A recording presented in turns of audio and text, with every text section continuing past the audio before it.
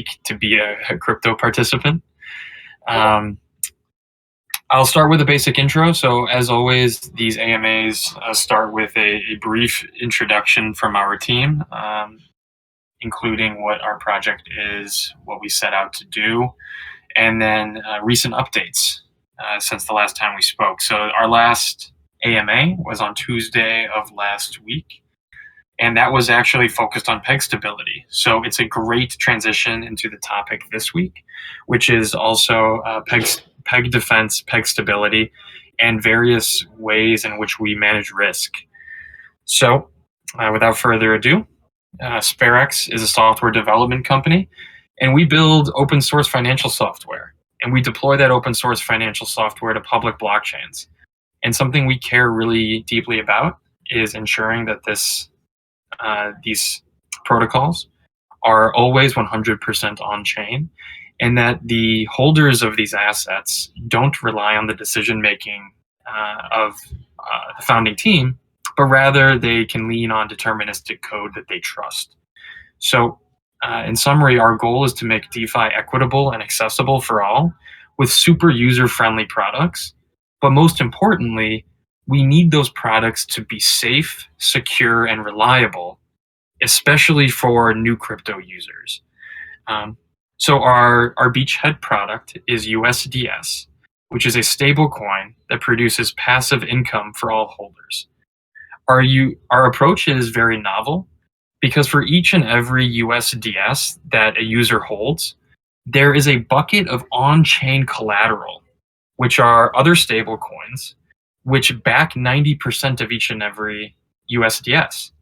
So if you're a holder, you can always redeem your stablecoin for some of this underlying collateral. But the very important part is that this underlying collateral is unrelated to our ecosystem.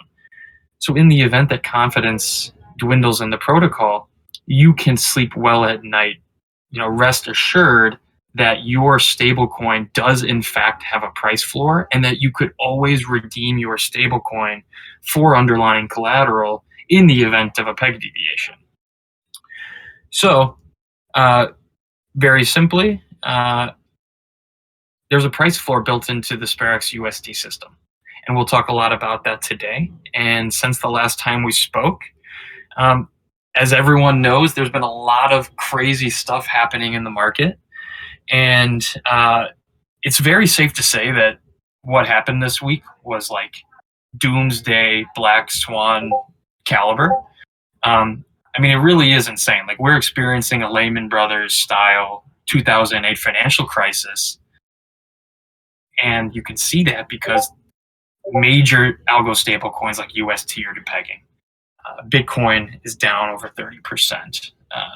Even growth stocks in the traditional equity market are down 50-70% from all-time highs.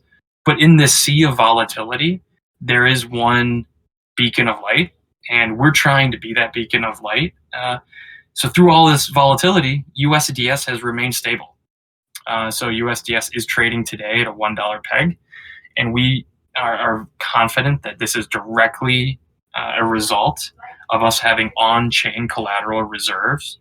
So all stablecoin holders, they're sleeping well at night knowing even if worst case scenario happens, they can always exchange their stablecoin for some of the underlying collateral.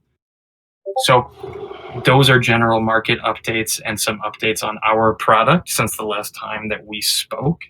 And I'm going to pass it off to Joe and Nico, starting with Joe, to provide a couple other updates, and then we'll hand it off to Nico. Thank you, Alec. I have three major updates because I'm on the side of engineering, so I will bring some updates here. So first, StreetBit, we are in the very final phase of them. So they sent us 200K USDC yesterday to mint USDS. So I guess we're gonna make the official announcement this month. So looking forward to that. Second updates is from QuantStamp. So we talked with QuantStamp yesterday morning, talk about another round of audit on USDS because we want to make sure USDS is safe, secure, technically, and also economically. So they are willing to offer us a deal which has SPA token investment inside. So 50% in cash for 50% in SPA token. So I guess that's a pretty good partnership we're going to form with Quantstem. And I'm pretty sure USDS and Sperax going to go pretty well because of this partnership. And lastly, we just did a rebase yesterday as we randomly scheduled. It's about 11 or 12 days after the last rebase. So the data you can see in our website analytics page, APY, I remember, is about 11.5%. So as we expected, we can maintain a 11% APY even in a chaotic market. I guess that's pretty much about my side. Nico, you want to go next? Yes, so we also have a couple of updates from my side. I won't lie, I feel a little bit numb today. I was one of the very early members of Terra and left a bit before Anchor was launched. I had seen a lot of risk building up in the system, but how rapid the decline was also took me. It was surprising for me as well. And I think it's the same because yes, Terra had some pretty risky design choices, but at the same time has been like an innovator in the space. So seeing such rapid decline is definitely a bit shocking. So in light of the recent events, we thought of doing some big changes in the protocol that will increase how robust USDS is going to be. On the liquidity front, we will be announcing a new partnership with Frax, where we plan to add more liquidity on curve. So USDS liquidity is expected to significantly increase in the near future. On top of that, we're going to be pushing for a protocol-based change, which is going to fundamentally increase the security of the protocol at the cost of scalability. Specifically, what we will do is, at the moment, we are 90% backed by collateral. And the protocol is programmed to reduce our reliance on collateral by about 10% every year. We're going to reduce that to about 1 to 2% every year. So effectively, we will rely on hard collateral for way longer than initially expected. And that's because we expect that there might be a bear market coming in crypto. So with that in mind, we wanted to make sure that our DeFi product offering is going to be as robust as possible.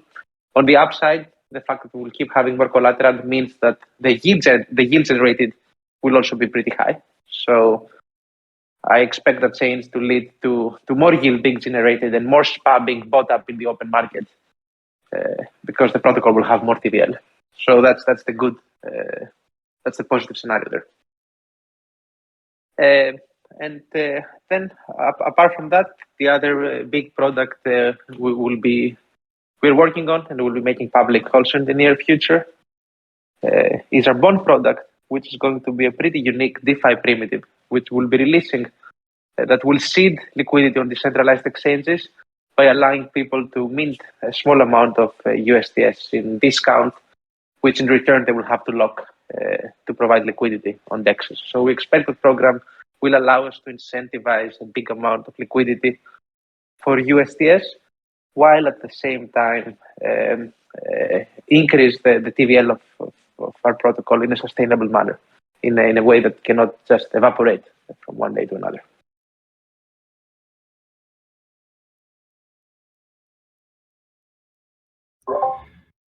All right.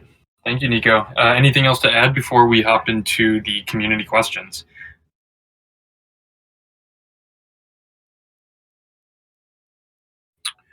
Nope. Okay, so as everyone knows, you do have to be live to be eligible for the 500 SPA reward. So we will be accepting, if you raise your hand and you want to hop up on stage, just as our first audience member did, you can do that, and we'll field your question right then and there. So let's start with first the audience member who just hopped up on stage. Go ahead. Hello? Hello. Hey, Can you hear me? Yes, we can. Okay. Hello? Go ahead. Okay. Listing on the right exchange, especially major exchange, help to increase the token price and is a form of marketing. So where can we buy token and what plan do you have for listing on major exchange?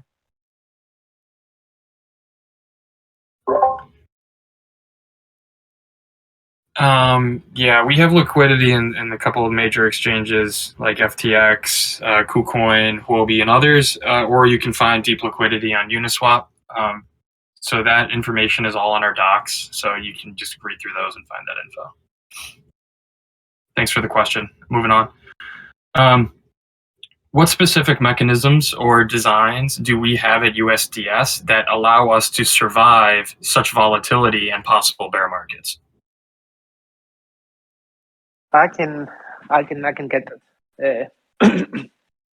So, although someone might think that we share a lot of similarities with Terra Luna, we have a key fundamental difference. 90% of our backing comes in the form of exogenous stablecoin collateral.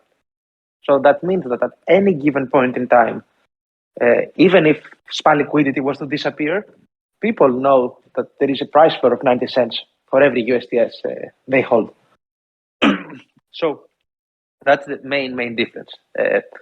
And the greater innovation we have there is that our reliance on crypto collateral versus algorithm is dynamic. So if the market is falling, if USDS is below the peg, or if the TVL is below the collateral target, effectively the protocol will converge to a more collateral-based stablecoin as time goes on. So we have built a design that during bear markets is built to act in a more similar way to DAI. And when markets normalize, it can give like some higher flexibility benefits. So whenever the stablecoin trades above the peg, then we will rely a bit more on the algorithm. But in all negative market environments, the collateral requirements are increased, which also means that we can give more yield organically to our end users, because the more collateral we have for each stablecoin out there, the more yield we can generate for the stablecoin holders. So effectively, it's a design choice that makes the token more robust. Effectively, you always know there is some hard collateral there, which creates a price floor, and you avoid this type of bank runs. A bank run arises if pretty much people do not know where the floor is. So some initial selling causes some panic, which leads to some more selling, which causes to more panic and more selling, creating like a self-reinforcing death spiral. The existence of exogenous collateral is supposed to prevent that, but for that to happen, external collateral has to be pretty high. So I think that addresses it. The fact that we rely only for 10% of our circulating supply using the algorithmic method. The rest 90% it relies based solely on collateral. And yeah, I'm happy to address more questions or concerns about algorithmic stabilization of stablecoins and what happened to Terra recently. Thank you. I believe we have an audience member. Let's start with Art. If you can go ahead and ask your questions. Thank you. Can you guys hear me all right? Loud and clear. Fantastic. So just speaking about this external collateral, which is like USDC and USDT, how's the team thinking about upcoming or potential stablecoin regulations in the US? Is the team based in the US? And yeah, just curious to hear your guys' thoughts on that. Excellent question. We are spread all over the world right now, and we don't have any direct ownership of the protocol. We're just like writing down the ideas at the moment. Like we don't have ownership of the protocol. The structure is going to be really clear in the next few months. We're just finishing building our DAO structure. So Sperax Foundation will be fully registered as a decentralized autonomous organization, which means that Sperax token holders will be the ones responsible for all the key decisions on the protocol. I'm a bit worried that the rise of regulations might make standard cash-backed stablecoins a bit more prone to censorship, especially when it comes to DeFi applications. That's definitely a concern we have. There are alternatives being built. For instance, I really like the use of Fry as a collateral, or Frax could be an interesting choice. We might add, which of course has some exposure to USDC. But yeah, it's something we're monitoring closely, and all key decisions will start being made officially by the DAO. So there won't be a single legal entity outside of the blockchain that has any legal responsibility for the protocol. Thanks for the response. It's tough, right? Because DAI and Frax are also heavily backed by these centralized stable coins, but nothing we can really do at the moment but wait here. Yeah, but actually, thanks for the my response. first suggestion was Rye rather than DAI. It's not 100. It's a soft pegged stablecoin. I think it's one of the best like crypto reserve assets that has been created. But yeah, DAI and Frax unfortunately rely heavily on USDC, as we do. There is a big problem there. So the more you want to, if you care about deep liquidity, having centralized stablecoin collateral is more important. Like you saw the Terra sold like Bitcoin. Pretty much they could not really defend the redemptions, even though they sold a massive amount of Bitcoin in a short period of time. If you want to have collateral with really deep liquidity, unfortunately, the centralized options are better right now. But I really, really hope this will change as the industry matures. Of course, what happened with Terra is going to set us back a bit on that front. Thank you. Yeah, I can add 2 more points. So first, the Sperax Foundation is registered in Singapore, so it's far from the US jurisdiction. Second is we are thinking of moving our foundation to Dubai because from our knowledge, Dubai has a more open crypto culture now compared to Singapore. But we haven't heard any news or source saying Singapore gonna regulate stablecoin in a really strict way as the US might do in the coming months. So I guess we are good for now, but it's a good question.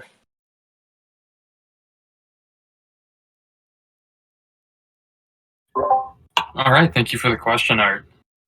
Guru G, you can take it away and ask your question. All right. Thank you guys so much for having the space.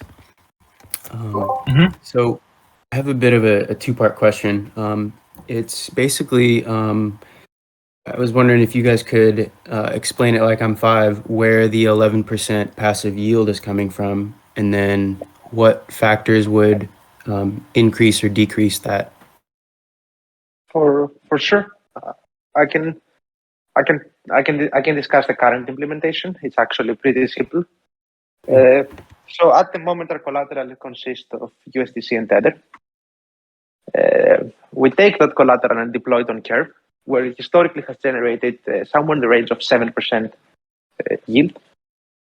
So the underlying real yield is 7%, but the auto yield only goes to USDS that stay in your private wallet. So if you have your USDS in a smart contract in the form of an LP token, you don't currently get any of that extra yield. So since not all USDS are eligible to receive yield because a big amount of the circulating supply is locked on smart contracts, the effective yield we could afford giving ends up being much higher. So we capped it at 11% and collect the extra resources that are being generated for a reserve to subsidize future yield. So at the moment, we're actually in surplus when it comes to the yield generating process.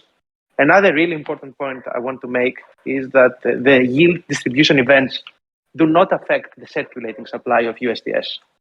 What specifically happens is we harvest all the yield from Curve, we swap the rewards we get for USDS in the open market, and then we distribute the USDS that was bought in the open market back to the end users for a portion of their holdings. So that's the exact process of the yield generation and yield distribution. Yield generation comes only from our collateral that is being reinvested at Curve. We don't subsidize that in any way at the moment.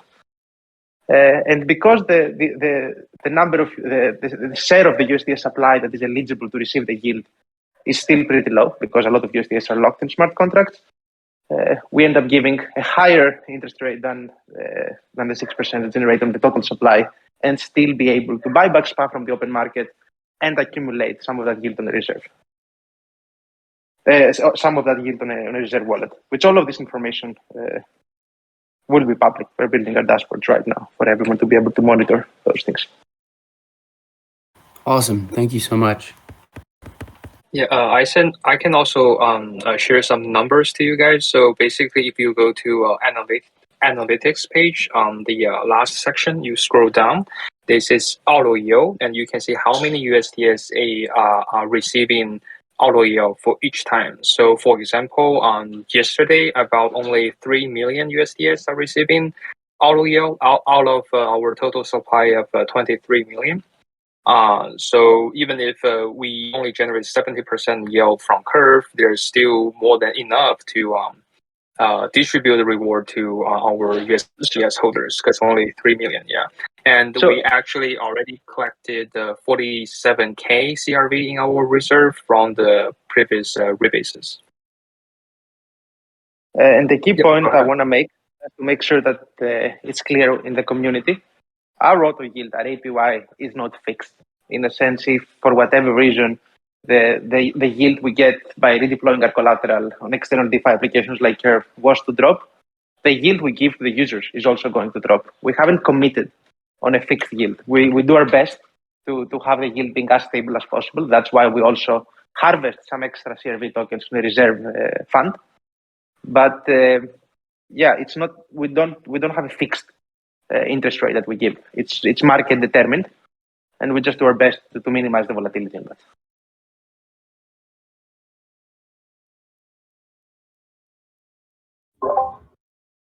All right. Thank you for the questions and thank you for the responses, guys. It looks like we have another question from Nikki here. She's on stage. Go ahead and unmute yourself, and floor is yours. Hi, can you hear me? Yes, we can. All right. What role do you guys see Sperax and USDs fitting into for the Arbitrum ecosystem? I can take that one. So this is kind of just a high-level strategy and the vision for how we're going to market. So first off, when it comes to Arbitrum specifically, we envision us rapidly becoming the most liquid stablecoin in that ecosystem. And that will really unlock two high-level categories. So first off, we need it to be the go-to medium of exchange. This is to increase the velocity of our stablecoin, and we'll do that by, BD partnerships where there's integrations with USDS, seeding trading pairs on decentralized and centralized exchanges against USDS, also working with centralized exchanges to unlock direct to Arbitrum on and off ramps for USDS.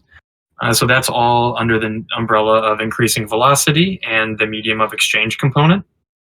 But then on the other side of the same coin, we have the store of value component. So we're actively talking with major treasuries in Arbitrum, and we're discussing using our bond program in addition to the auto yield benefit for treasuries to diversify their holdings. So in light of this market volatility, many of these DAO treasury managers that we speak with are really just assessing, how much are we paying our employees and how much revenue are we bringing in, and how do we cover all of our expenses just by using yield generated from our treasury.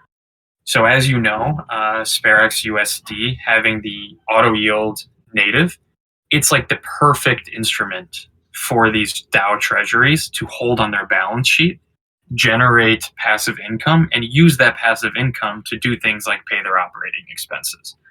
So we're very excited to prove out those concepts on Arbitrum. But then, right after Arbitrum, we'll be replicating these ideas and these products on all major chains, starting with Avalanche and quickly moving to all major EVM compatible chains. So that will be a very exciting thing to witness, but we'll first start by proving out product market fit on Arbitrum. Awesome. Thank you. Thanks. Okay, any other questions live? If not, I'll be moving on to more text questions.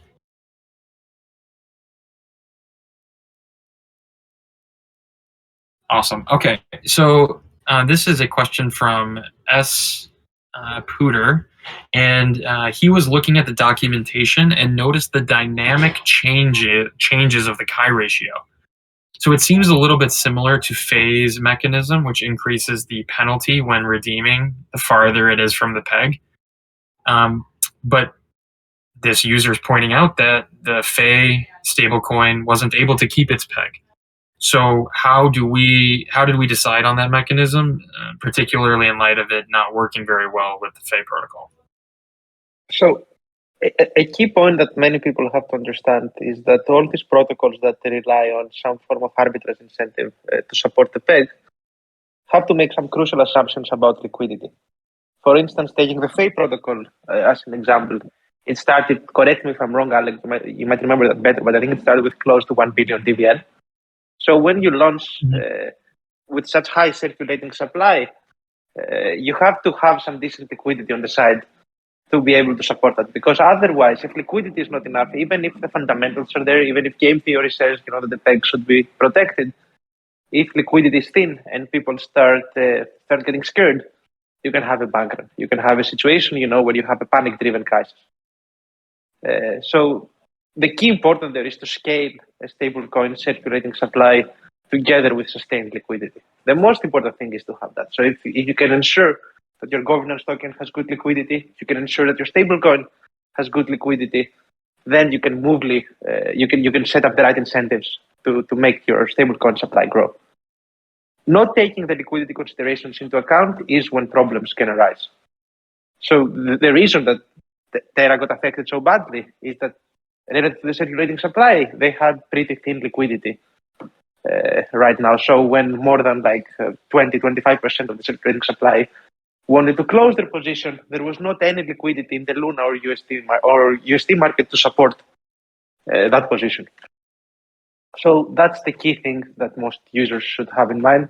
These experimental designs come with some risks, but if the stablecoin grows in a manner that scales with liquidity, I think there is not serious concern. And the existence of collateral at high rates definitely limits any potential risk that might arise, since you have a pretty deterministic set price floor, which in our case, it's the worst case scenario. If liquidity was to evaporate and SPAC go to zero, the stablecoin would have a value of 90 cents. So I think that significantly reduces the panic selling that can arise in a situation of low liquidity.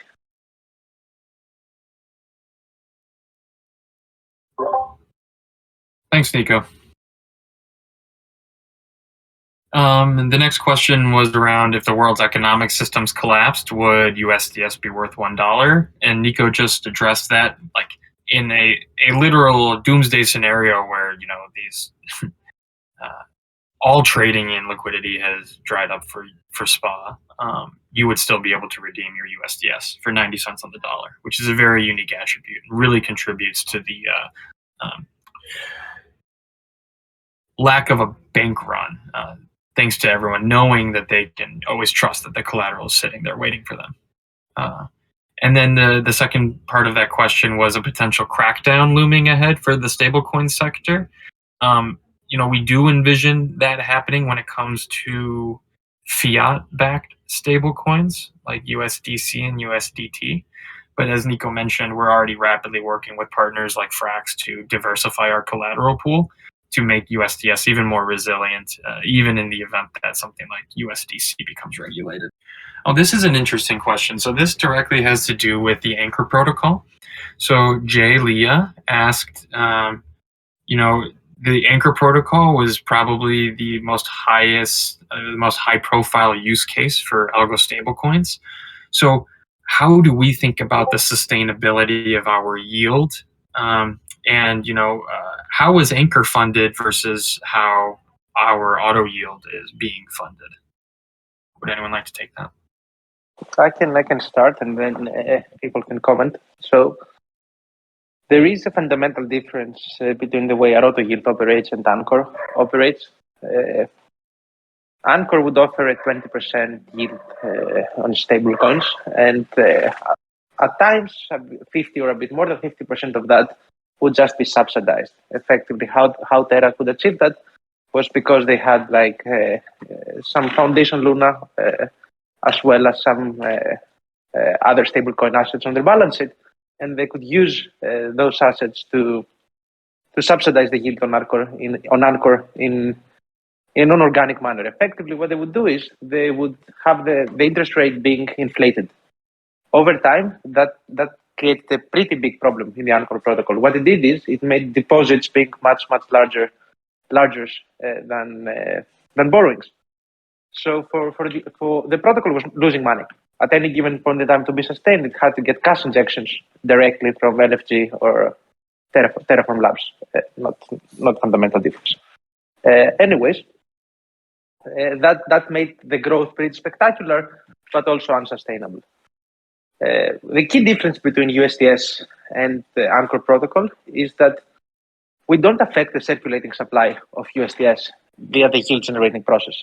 When people lock USDS on Anchor, they would get some extra USDS that do not exist in the market. This would be USDS effectively provided by TFL. So that meant that as Anchor became more and more successful, you had more and more USD entering the market that weren't supposed to be there in the first place. So this led to a scenario where you had a really large amount of supply locked within Anchor just to get a 20% interest rate, and effectively the supply would keep growing at a 20% rate a year just by that, without having enough liquidity to sustain it. We have been watching Terra carefully, and I think we learned from that mistake in two fundamental ways. First of all, our yield generated is organic. It's just what we can get from redeploying our collateral on external DeFi applications. And rather than inflating the supply of USDS to distribute the yield, we just buy back from the open market and give it back to the users. So the yield generation makes zero change on the circulating supply of USDS, which, yes, that comes at the cost of making USDS grow a bit slower, but it makes the whole system much more robust and long-term sustainable.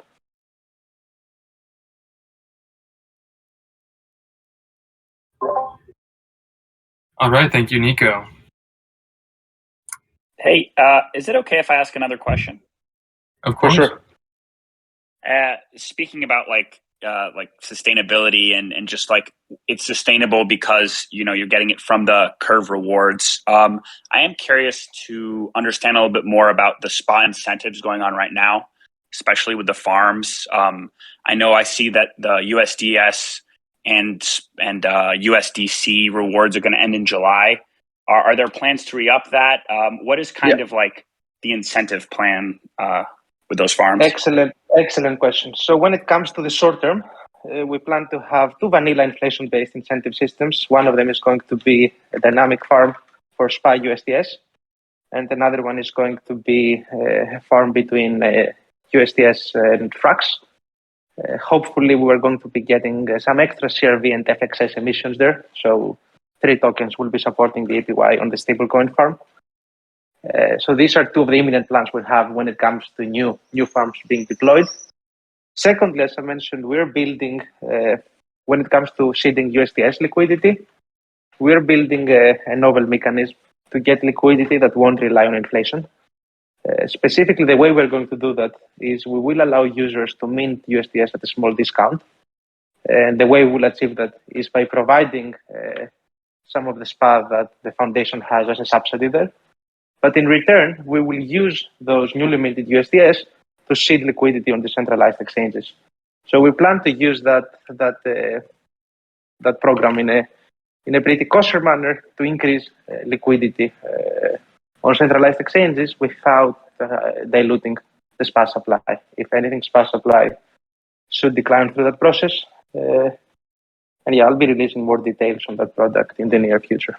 So to TLDR, we will be doing 2 farms in the really near future, such as the dynamic farm for SPY USDS and the care farm.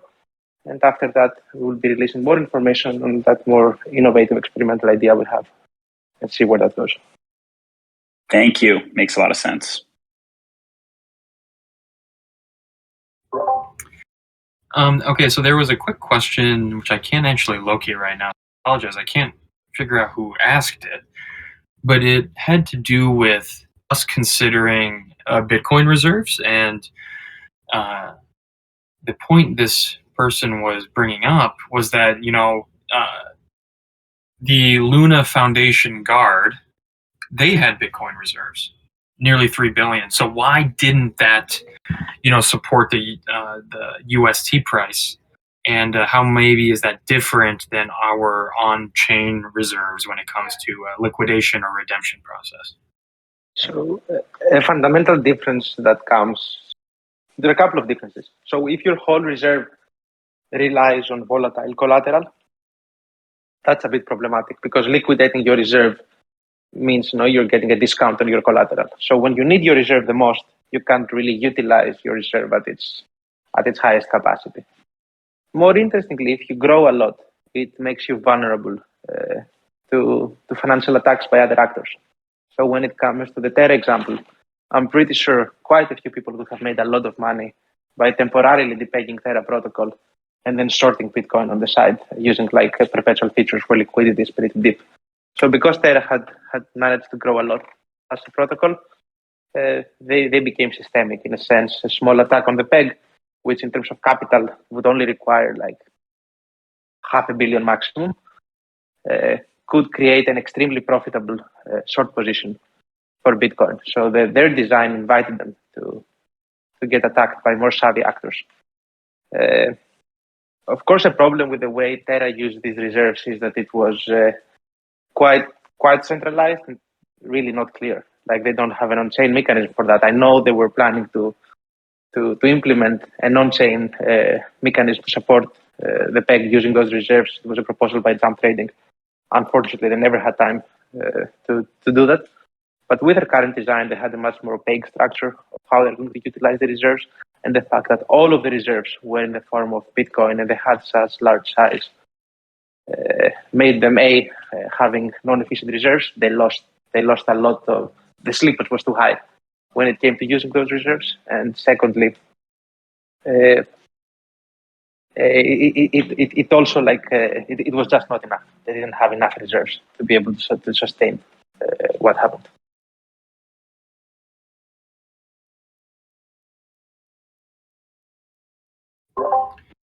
All right, thank you, Nico. And it looks like we're almost at the end of the questions.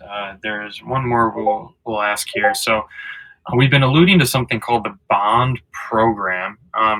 This user is just a little bit interested. Could we get an introduction to the bond program? And yeah, I guess that's it. Can we get an introduction to the bond program? Mentioned it before. I can say it one more time. The idea is actually quite simple. We will ask from users to give us some collateral, and we will allow them to mint some USDs via our own subsidy. Effectively, we will subsidize the SPA component of the USD supply. That's a maximum of 10%. In return, we will ask them to lock their USDs for as well as collateral for a specific period of time, for a fixed period of time, to incentivize liquidity for USDs. So you can think of it, what traditional models do is they take your capital and they give you emissions of the governance token if you want to be a liquidity provider. The bond product will, rather than directly giving you the emissions, it will burn those emissions to produce more capital for you. So effectively, when it comes to the APY, we expect similar dynamics as an inflation-based program. But it will get to much more liquidity without diluting the SPA circulating supply, which I think is an important issue for many people here. It's a bit of a complicated product idea in a sense. I don't think it has been tested in that form anywhere else. So we'll be releasing a lot of information before we're ready to deploy it. And the first iteration is going to be on a small scale, test the product, see if there is enough market appeal for such idea, and we will see how we're going to proceed. It's going to be a pretty open process for the community. We'll be able to participate a lot, and we'll collect a lot of feedback before deploying. Is this similar to the OHM bonds? Not quite. It takes into advantage the fact that hybrid stablecoins like us or Frax can mint at a discount by subsidizing the governance component of the minting. So you have to be in that realm of tokens to fully utilize that. And the APY is much more limited. So in the Olympus, in the OM case, I think because the token could have a value much higher than the back component. Like in the case of OM, it was like many thousands % higher than the underlying DAI that was backing the OM. So the APY that these bond products would offer was insanely high. In our case, the max discount we can give is 10%. So it's definitely going to be way less lucrative from an APY perspective than the OM product, but I think it's going to be more sustainable and it will achieve the same thing. We will effectively pay users to give us liquidity, but we will pay them in stablecoin rather than our own governance token. Got it. Makes sense. All right, with that being said, we're going to wrap up today's AMA session. So thank you so much to the Sperax team here, and especially to the Sperax community that took time out of their day to come ask questions and hear an update from the firsthand experiences of the team. So thanks so much, everyone. And I believe that it's now time to do the 500 SPA giveaway. If Elliot, you're in the room, if you could give me some direction on that, that would be very helpful. Yeah, absolutely. So we will do similar to last week where we had a snapshot of who is currently in the room, match that with those that either had their questions asked and answered live, or did so via chat, or did so in voice. And we will make an announcement on Discord shortly this afternoon with the winners. So come back to Discord this afternoon and we'll have those announced. Thanks, Elliot. And thank you, Nico and Joe. Thank you, audience members. Have a great day.